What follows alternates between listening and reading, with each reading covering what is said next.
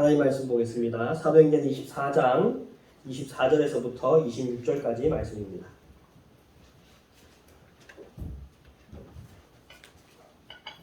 사도행전 24장 24절에서부터 26절까지 말씀입니다.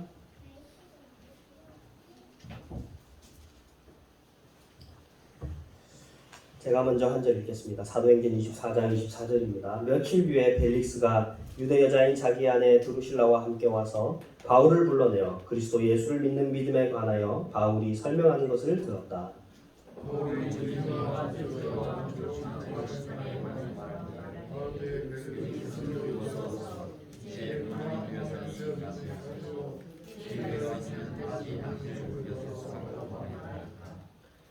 동시에 그는 바울에게 돈을 받을까 하고 은근 바랐다. 그래서 그는 바울을 자주 불러내어 이야기를 나누었다.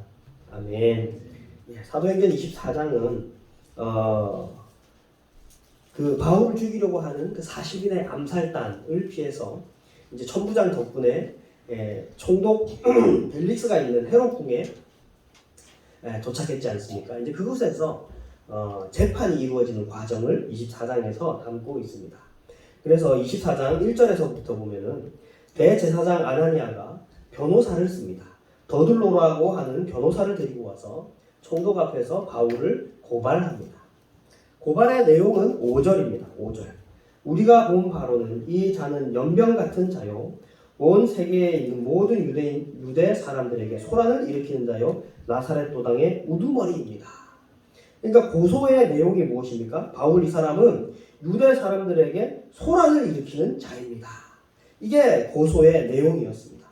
그러니까 마치 이 바울이 어떤 큰 일을 일으키려고 사람들을 이렇게 도발하고 또 이렇게 소동을 일으키는 그런 사람인 것처럼 고소를 하고 있는 거죠. 쉽게 말해서 정치범으로 몰려고 하고 있는 겁니다. 이 바울은 로마로부터 독립을 하려고 하는 그런 정치범입니다. 이렇게 몰고 있는 거죠. 이 바울이 자신의 입으로 직접 그 자신을 변호하는데 그 변호하는 내용이 11절에서부터 13절까지 말씀입니다. 자, 이게 말씀을 보면은 요약을 하면 바울이 이렇게 자기 자신을 변호합니다. 저는 지금 예루살렘에 온 지 12일밖에 되지 않았습니다. 그 짧은 기간 동안 어떻게 그런 일을 벌릴 수 있겠습니까? 라는 것하고 중요한 것은 뭡니까? 이것을 한 적도 없을 뿐더러 이렇게 그 증거도 없습니다. 증거도 없습니다. 직접 나와가지고 증거를 제시하는 사람이 아무도 없지 않습니까? 라고 하면서 자기 자신을 변호합니다. 그래서 24장의 말씀을 이렇게 쭉 더둘러가 하는 말, 그리고 바울이 하는 말 이렇게 딱 들어보면 아주 흥미진진한 재판이 펼쳐지는 것처럼 보입니다.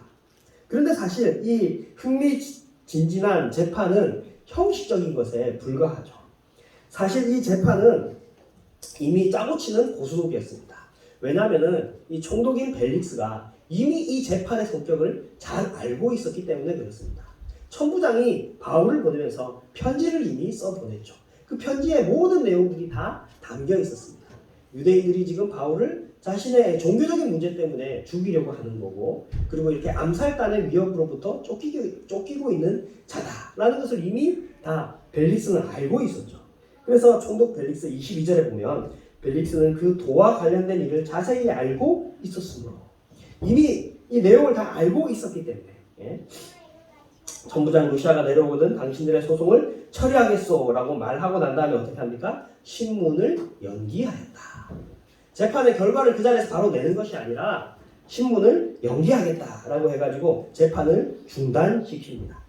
그러니까 이 재판은 대제사장 아나니아를 비롯한 그 유대인들의 눈치가 있으니까 재판을 안 열 수는 없고, 그렇다고 해서 여기서 뭐 유죄를 내리든 무죄를 내리든, 무죄를 내리면은 바울이 풀려나고 난 다음에 암살당해 죽을 수 있고, 근데 또 바울은 로마 시민이지 않습니까? 그런 사실을 알고 있으니까 바울을 그냥 밖으로 낼 수도 없는 것이고, 그러니까 이제 이런 형식적인 절차만 밟고 있는 것이죠. 그래서 재판 중단, 이게 벨릭스가 내린 결단이었습니다. 총독이 내린 결단이었습니다. 23절 말씀을 보면 그리고 백부장에게 명령하여 바울을 지키되 그에게 자유를 주고 그의 친지들이 돌보아주는 것을 막지 말아라. 최대한 배려하는 거죠. 바울이 감옥 안에 갇혀 있지만 그래도 친족들이 와서 그 바울을 돌보는 것을 막지 마라. 갇혀는 있지만 자유롭게 할 수 있도록 최대한 배려를 해서 이렇게 바울을 그 유대인들 무리로부터 격리시켜 놓은 것을 볼 수 있습니다. 총독은 아마 자신이 할 수 있는 최대한 선의로 신경을 써줄 것이다 라고 할 수 있는 것이죠. 그리고 이제 우리가 읽은 24절부터 26절까지 말씀이 나오는 겁니다. 바울이 갇혀있는 동안에 총독은 궁금했을 겁니다. 도대체 바울이 전하고 있는 이 복음이라는 것이 무엇이길래 저렇게 많은 유대인들이 날뛰는가? 그리고 심지어 암살단을 조직해서 바울을 죽이고자 하는가? 도대체 바울이 전하고자 하는 것이 무엇인가 궁금했던 것 같습니다. 그래서 24절에 보면 바울을 불러 그리스도 예수를 믿는 믿음에 관하여 바울이 설명하는 것을 들었다. 그래서 바울에게 당신이 전하는 바가 무엇이오? 그 복음이라는 것이 무엇이오? 라고 물어봤던 것이죠. 그래서 바울이 이 총독 앞에서 이 복음을 전합니다. 25절 말씀 보면은 이렇게 말씀하고 있습니다. 바울이 정의와 절제와 장차올 심판에 관하여 말할 때, 바울이 전한 복음을 요약하면은 이런 거죠. 정의에 관해서 설교하고, 절제에 관해서 설교하고, 그리고 장차올 심판. 정의와 절제와 심판, 이 세 가지로 예수님의 복음을 바울은 전한 것입니다. 이게 오늘 바울이 벨릭스에게 전한 복음의 말씀이죠. 오늘 이 시간에는 바울이 전한 이 복음의 내용, 정의와 절제와 심판에 대해서 같이 말씀을 나누고자 합니다. 먼저 정의입니다. 정의, 여기 세 번역에는 정의라고 번역을 해놓았는데 개역 개정에는 의라고 번역을 해놨습니다. 성경에는 의라는 단어가 참 많이 등장하죠. 이 의라는 말은 디카이오 시네라는 말인데 의라고 보통 번역을 하는데 성경에 등장하는 의는 의로움 할 때 그 의죠. 그 의는 뭐냐면은 하나님께 받아들여질 수 있는 조건을 말합니다. 하나님께 받아들여질 수 있는 조건이 뭡니까? 의다라는 거죠. 하나님 앞에 가려면 의로운 자가 되어야 된다라는 겁니다. 하나님이 의로우신 분이기 때문에 의로운 사람만이 하나님으로부터 구원을 받게 되는 겁니다. 직설적으로 말할게 쉽게 말해서 악한 사람은 하나님께 갈 수 없고 의로운 사람만이 하나님의 구원을 얻게 된다라는 것이죠. 그래서 하나님이 보시기에 의롭다고 인정받는 사람이 구원을 얻는 것입니다. 그런데 문제가 있죠. 무슨 문제입니까? 모든 인간은 하나님께 인정받을 만큼 의롭지 못하다라는 겁니다. 하나님 앞에 저는 의롭습니다라고 떳떳하게 말할 수 있는 사람이 없다라는 게 문제인 거죠. 여러분 지나가는 사람들한테, 모르는 사람한테 당신 지금 죽으면은 천국 갈 것 같습니까? 지옥 갈 것 같습니까? 라고 물어보면 여러분 사람들 반응이 어떨까요? 사람들 반응이 천국 갈 것 같습니다 라고 말하는 사람은 없죠. 보통 없습니다. 근데 지옥 갈 것 같아요 라고 말하는 사람도 없습니다. 근데 사람들 보통 반응은 뭐냐면은 왜 그런 쓸데없는 질문을 합니까? 알 수도 없는 뭘 그런 거 가지고 질문을 합니까? 라고 화를 내죠. 천국 갈 것 같아요? 지옥 갈 것 같아요? 라고 물으면 화를 냅니다. 왜 화를 낼까요? 왜 화를 낼까요? 여러분 전교 1등 하는 아이한테 야 너 공부 잘하냐? 라고 물어보면은 그 아이 뭐라고 그러는지 아십니까? 예 잘합니다. 제가 반에서 1등입니다. 라고 이렇게 얘기를 하죠. 그런데 공부 못하는 애한테 야 너 공부 잘하냐? 라고 물어보면 뭐라 그래요? 공부가 행복이 전부가 아니잖아요 라고 하면서 승질을 내죠. 화를 냅니다. 공부 잘하는 아이는 너 공부 잘하냐? 라는 질문을 듣고 싶어 해요. 그래가지고 명절이 되면은 요번에 친척집 안 가요? 이렇게 물어보죠. 근데 공부를 못하는 아이는 그 질문 듣기가 싫고 그 질문을 들으면 화가 납니다. 당신 천국 갈 것 같습니까? 지옥 갈 것 같습니까? 라고 물었을 때 화를 내는 이유가 이와 같습니다. 내 스스로 나를 볼 때 나 천국 못 갈 것 같거든. 나는 천국에 어울리지 않는 사람인 것 같거든요. 그러니까 그런 질문을 받으면 화를 내는 겁니다. 다들 착하고 의롭게 살고 있다고 자신한다면 천국 갈 것 같습니까? 지옥 갈 것 같습니까? 아니 그 질문에 앞서서 천국이 존재합니다. 라고 말하면 기분이 좋죠. 오, 내가 죽으면 천국 갈 수 있겠네? 라고 생각하기 때문에. 근데 사람들은 그렇지가 않고 다들 그 말에 화를 내고 기분 나빠합니다. 그게 바로 인간의 현실을 그대로 보여주는 거죠. 하나님으로부터 멀어진 인간들은 다 자기 욕망대로 살아가는, 겉으로는 멀쩡한 것 같지만 속으로는 추악하고 더러운 것으로 가득 차 있는 게 인간의 현실입니다. 그게 하나님으로부터 멀어진 인간의 처참한, 비참한 모습인 거죠. 그렇다면 어떻게 하면 좋을까요? 의로운 사람만이 하나님의 구원을 얻는다고 하는데 의롭다고 할 수 있는 사람이 없다고 하니까 다들 그냥 죽어버리고 마는 것일까요? 바로 이 지점에서, 바로 여기서 복음이 등장하는 겁니다. 굿뉴스, 좋은 소식이 등장하는 거죠. 바로 이 문제를 해결해 주기 때문에 그렇습니다. 우리 로마서 1장 17절로 한번 가봅시다.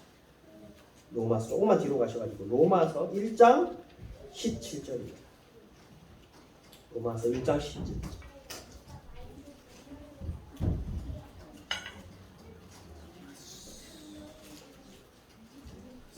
로마서 1장 17절.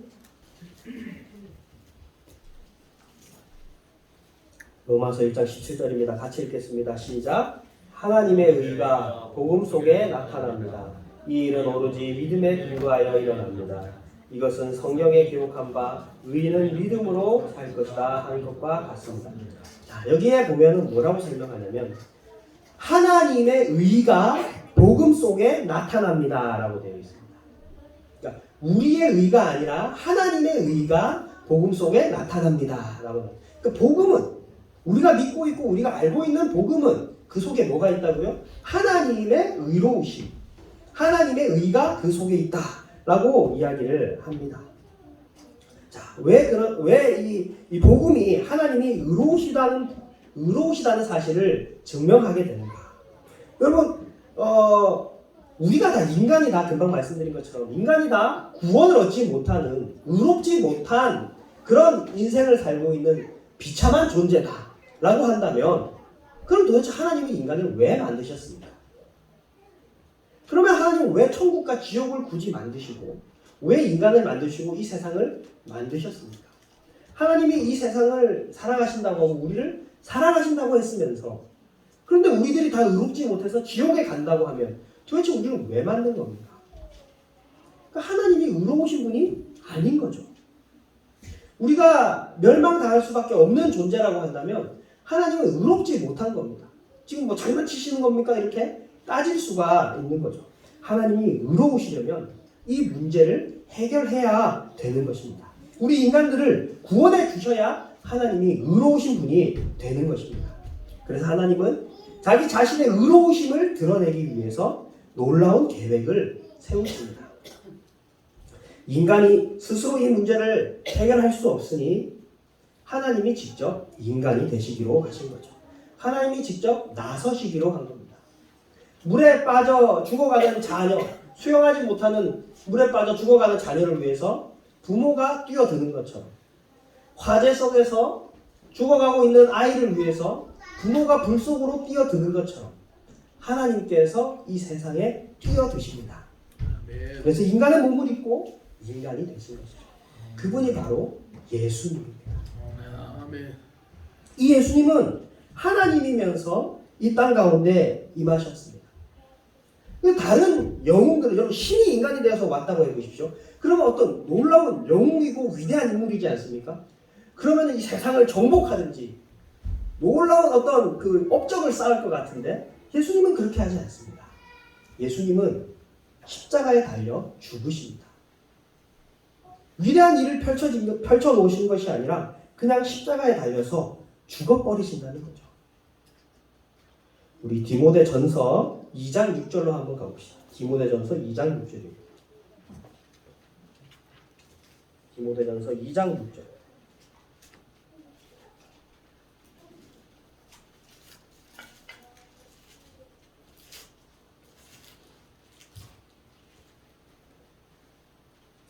예수님의 십자가에 대해서 성경은 이렇게 이야기를 합니다. 디모데전서 2장 6절.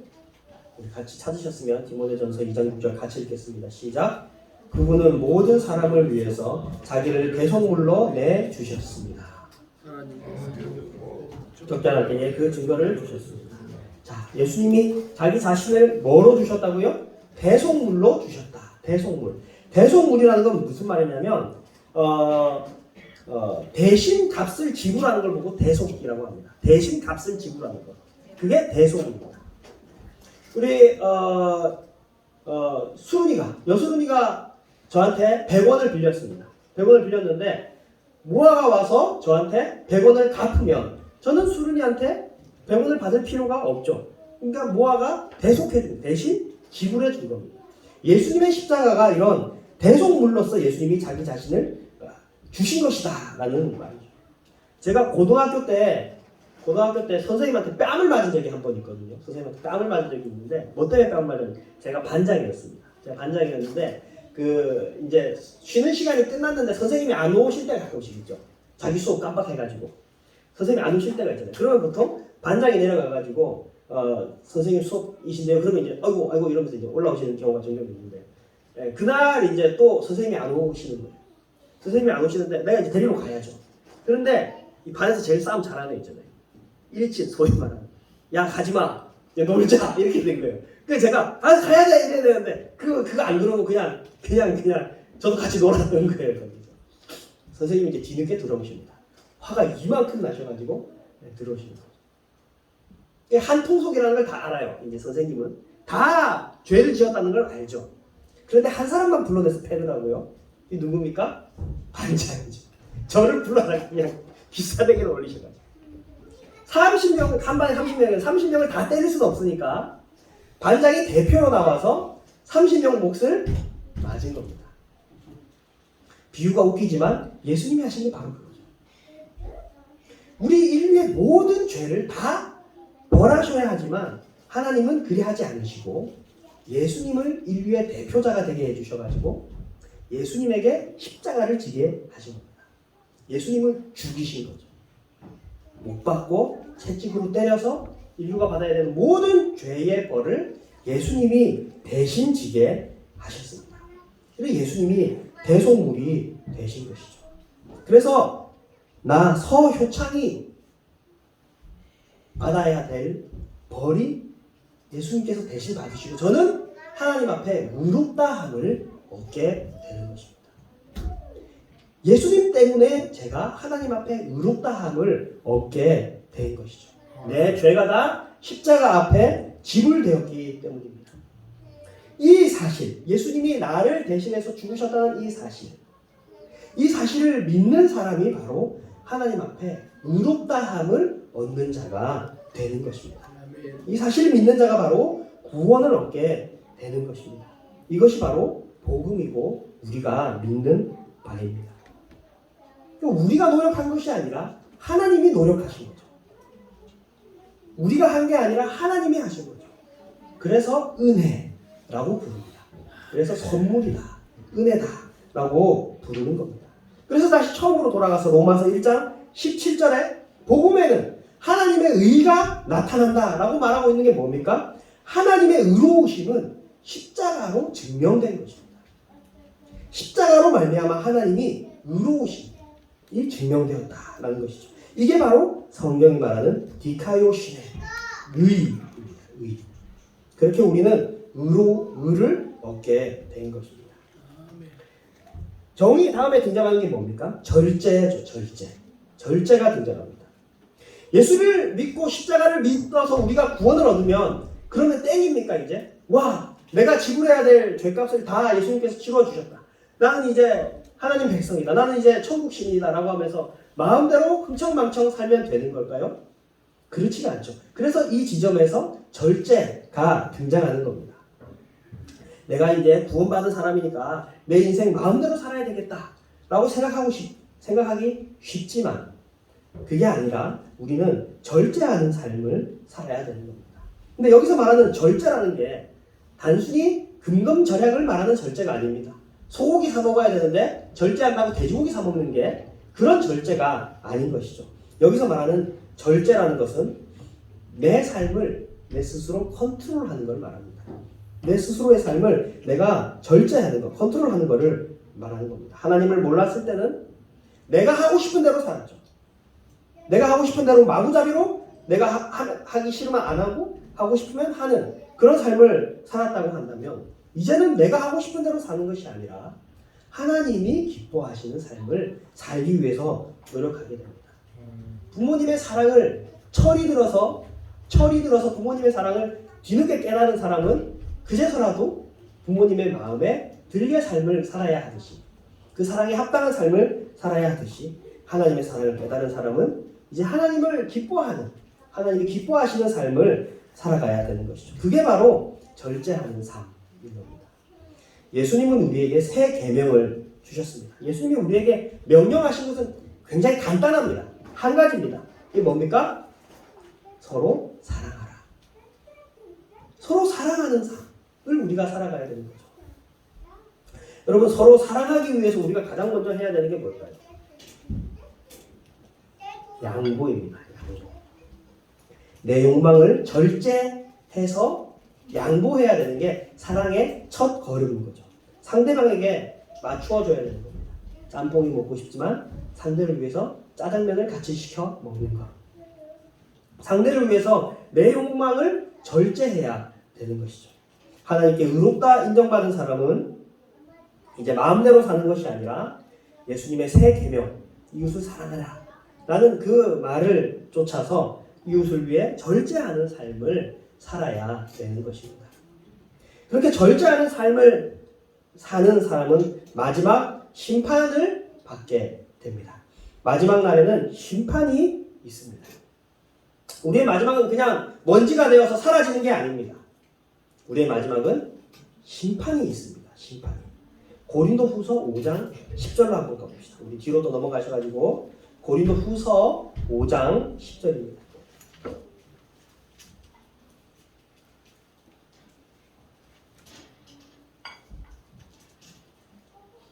고린도후서 5장 10절.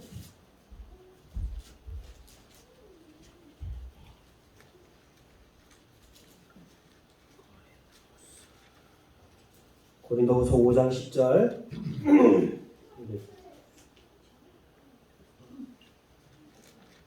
자, 고린도후서 5장 10절 같이 읽겠습니다. 시작. 우리는 모두 그리스도의 심판대 앞에 나타나야 합니다. 그리하여 각 사람은 선한 일이든지 악한 일이든지 몸으로 행한 모든 일에 따라 마땅한 보응을 받아야 합니다. 자, 여기서 우리는 모두죠. 우리는 모두. 그러니까 이렇게 생각을 해요. 교회 예수님 믿는 사람들은 우리들은 이제 천국 그냥 가는 거고, 예수님 안 믿는 사람들은, 교회 안 다니는 사람들은 심판을 받아서 이제 심판을 받아, 자기 행한 대로 심판을 받는다. 이렇게 생각하시는데 그게 아니라 우리는 모두입니다. 그러니까 저와 여러분들도 하나님의 심판대 앞에 섭니다. 우리들도. 그래서 뭐라고요? 우리가 행한 일에 따라 마땅한 도움을 받게 된다라고 말씀하고 있죠. 마지막 날에는 심판이 있는 겁니다. 어떤 유명한 목사님이 누가 이렇게 질문했습니다. 신자가 경건함을 유지하기 위해서는 그 비결이 무엇입니까? 신자가 경건하게 살기 위한 비결이 무엇입니까? 라고 물었습니다. 그때 어떤 유명한 목사님이 이렇게 답을 했다고 합니다. 날마다 자기 죽음을 생각하며 살아가야 합니다. 날마다 자기 죽음을 생각하며 살아가면 그러면은 경건하게 살 수 있습니다. 라고 얘기했다고 합니다. 우리가 오늘 당장 죽을 수도 있는 게 우리의 운명이죠. 우리는 사실 죽음과 굉장히 맞닿아서 살아가고 있습니다. 차 타고 가다가 오늘 꼭 구경 가자 이러고 차 타고 가다가 교통사고 나서 우리의 마지막이 올 수도 있죠. 우리는 사실 죽음하고 굉장히 가까운 삶을 살아가고 있습니다. 우리는 심판의 때를 기억하며 살아가야 됩니다. 여러분, 학생들이 언제 정신 차립니까? 학생들이 언제 정신 차려요? 시험 전날에 정신 차리죠. 다 놀다가 내 시험이네. 그때 정신 차려가지고 책상에 앉아가지고 벼락치기를 막. 시험 전날이 돼야 학생이 정신을 차립니다. 심판이 우리 앞에 있다고 생각하며 하루하루를 살아가면 우리는 정신 차리고 살아갈 수 있는 것이죠. 여러분, 근데 이 말이 심판의 때를 기억하라는 말이 무서워하고 두려워하라는 말이 아닙니다. 하나님이 우리를 협박하는 게 아니에요. 너 벌 받는다, 제대로 해라, 협박하는 게 아니에요. 두려워하고 무서워하며 살아라는 말이 아니라 하루하루를 헛되이 살지 말고 진지하게 살으라라는 말입니다. 우리는 언젠가 하나님의 심판을 받을 것이기 때문입니다. 이렇게 바울이 복음을 설명한 거죠. 의와 절제와 심판. 이 세 가지로 총독 벨릭스에게 복음을 전했습니다. 사랑하는 신동교회 성도 여러분, 우리는 이 복음에 합당한 삶을 살고 있습니까?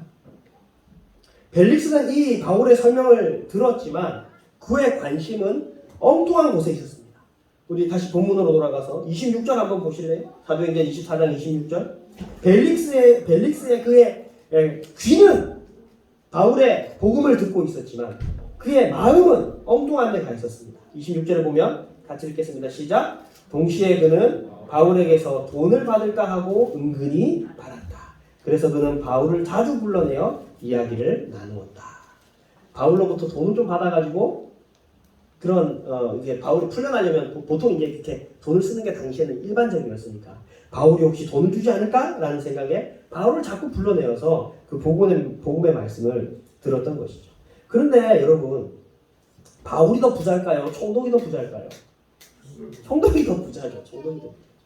이 벨릭스가 얼마나 부자였는지 당시 역사가인 요세푸스의 기록에 따르면 이 로마의 왕이 이 세수가 잘 안 거쳐가지고 돈이 부족해가지고 고민이었대요. 야, 이 세수가 부족해 돈이 없어가지고 이거 어떻게 해야 되지? 이런 고민을 하니까 주변에 있던 신하가 이렇게 말했다고 합니다.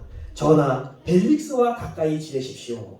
이렇게 말했답니다. 그 정도로 벨릭스가 아주 그 돈이 많은 그런 총독이었던 것이죠. 그 돈 많은 총독이 지금 뭘 바랍니까? 돈을 바랍니다. 돈을 바랍니다. 벨릭스는 돈만 쫓아 살다가 결국 그 마지막으로 가고 만 사람이 바로 이 벨릭스인 거죠. 바닷물은 마셔도 목마릅니다. 그렇죠? 바닷물은 아무리 목말라도 우리가 바닷물을 먹을 수 없는 게 바닷물 먹으면 더 목마르거든요. 우리의 영혼의 갈급함은 다른 것으로는 채워지지 않습니다. 돈이나 사랑이나 그 어떤 것도 우리의 영혼의 갈급함을 채워줄 수는 없습니다. 우리의 영혼의 갈급함은 오직 하나님만이 채워주실 수가 있는 것이죠. 사랑하는 신동교회 성도 여러분, 의와 절제와 심판으로 저는 오늘 여러분에게 복음을 전했습니다. 여러분들은 어떻게 반응하시겠습니까? 총독 벨릭스처럼 엉뚱한 것을 쫓고 계신 것은 아닙니까? 저는 이 오늘 말씀 보면서 한 가지 걱정이 되었습니다. 무슨 걱정이냐? 우리 신동교회 성도들 중에 나중에 천국에서 못 만나는 사람이 있으면 어떡하지? 이런 걱정이 되었습니다. 매주 나와서 예배하고 매주 나와서 찬송하고 교제하는데 천국에서 못 만나면 어떡하지? 여러분, 벨릭스가 바울을 자주 불렀대요. 벨릭스는 자주 바울을 만나서 복음의 말씀을 들었습니다. 그런데 결국 돌이키지 않았죠. 돈만 쫓는 삶을 살다가 갔습니다. 우리도 매주 나와서 이렇게 예배하고 하나님 말씀을 듣습니다. 그런데 천국을 못 가면 어떡하죠? 참된 믿음을 얻지 못하면 어떡하죠? 하나님을 만나지 못하시는 분이 계시면 어쩔까? 이런 걱정이 되었습니다. 사랑하는 신동교회 성도 여러분, 하나님을 바라보시기 바랍니다. 하나님의 의로우심과 십자가의 사랑을 믿으시기를 바랍니다. 썩어 없어질 것이 아니라 영원한 하나님 나라를 쫓아 살아가는 저와 여러분들이 되시기를 주의 이름으로 축원합니다. 기도합시다. 하나님 아버지, 하나님의 의로우신 그 복음과 예수 그리스도의 십자가를 다시 한번 알게 하여 주시니 감사합니다. 하나님, 주님의 명령을 따라 이웃을 사랑하는 절제하는 삶을 살게 하여 주시옵시고 마지막 날 심판을 바라보며 하루하루를 진지하게 살아가는 믿음의 사람들이 되게 하여 주시옵소서. 썩어 없어질 것에 우리의 마음을 두지 않게 하시고 영원한 천국을 바라보며 살아가는 우리 모두가 되게 하여 주시옵소서. 감사드리며 예수님의 이름으로 기도했습니다. 아멘. 네.